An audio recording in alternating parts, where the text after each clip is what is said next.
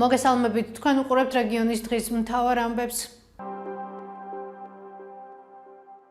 13 წლის არასრულწლოვანს, რომელსაც გუშინ ახალციხეში საბარგო სადგურის მიმდებარედ მანქანა დაეჯახა, ოპერაციები ჩაუტარდა, მას მრავლობითი მოტახილობები აქვს. დაშავებული ბავშვი ახალციხის კლინიკა იმედიდან თბილისში იაშვილის კლინიკაში გადაიყვანეს.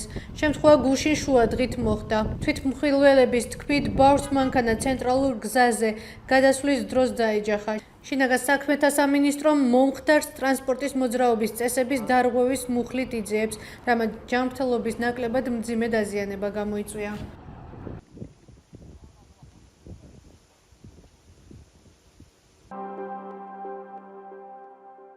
ახალციხეში ქართული ოცნების გარდა მერობის კანდიდატი არც ერთ პოლიტიკურ პარტიას არ წარუდგენია, ინფორმაციას CSKO ავრცელებს. გავრცელებული ინფორმაციის მიხედვით ძლიერი საქართველოს მერობის კანდიდატი მხოლოდ ბორჯომში ჰყავს დასახელებული. აქ მერობისთვის იზოლდა ლომიძე იბრძოლებს. ეს პირი 2020 წლის საპარლამენტო არჩევნებში ლელოს მხრიდან დეპუტატობის კანდიდატი იყო. დანარჩენ მუნიციპალიტეტებში ოპოზიციას მერობის კანდიდატები არ ჰყავს.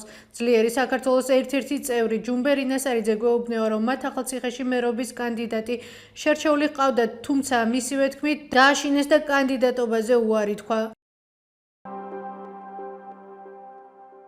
დღესვე გახდა ცნობილი, რომ ახალციხეში 6-მა პოლიტიკურმა პარტიამ საარჩევნო სიები წარადგინა. სიები CSKO-მ გამოაქვეყნა. გავრცელებული ინფორმაციის მიხედვით სიები შემდეგმა პარტიებმა წარადგინეს. გახარია საქართველოსთვის პირველი ნომერი გიორგი გიორგაძე, გირჩი პირველი ნომერი ირაკლი მარუქაშვილი, ქართული ოცნება პირველი ნომერი საბა კბილაშვილი, კონსერვატორები საქართველოსთვის პირველი ნომერი სიმონ ეღიაშვილი, საქართველოს პატრიოტთა ალიანსი პირველი ნომერი ნანა ივანიძე, ძლიერი საქართველო ლელო პირველი ნომერი ჯუმბერი ნასარიძე.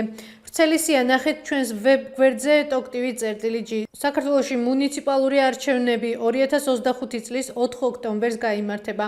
არჩევნებში მონაწილეობას პროტესტის ნიშნად არ იღებენ ოპოზიციური პარტიების უმრავლესობა. CSKO-ს მონაცემებით მუნიციპალურ არჩევნებში მონაწილეობისთვის 17-მა პარტიამ მიმართა. გვიანი მოწვევის გამო ადგილობრივ არჩევნებზე სადამკვირვებლო მისიას ვერ გავგზავნით. ეუთო ეუდირის განცხადებით ქართული ოცნების მიერ გვიან მოწვევის გამო 4 ოქტომბრის ადგილობრივ არჩევნებზე ეფექტიანი დაკვირვება ვერ მოხერხდება. შესაბამისად, ორგანიზაცია სადამკვირვებლო მისიას არ გამოგზავნის. ამის შესახებ ინფორმაცია ეუთო ოდირმა გაავრცელა. სადავო ლეგიტიმაციის პრემიერ-მინისტრმა ირაკლი კობახიძემ ჯერ 18 ივნისს თქვა, რომ ეუთო ოდირს სადამკვირვებლო მისიას არ მოიწვევდნენ, ხოლო 6 სექტემბერს გადაწყვეტილება შეცვალა და თქვა, რომ სადამკვირვებლო მისიას ადგილობრივ არჩევნებზე დამკვირვებლად მოიწვევს.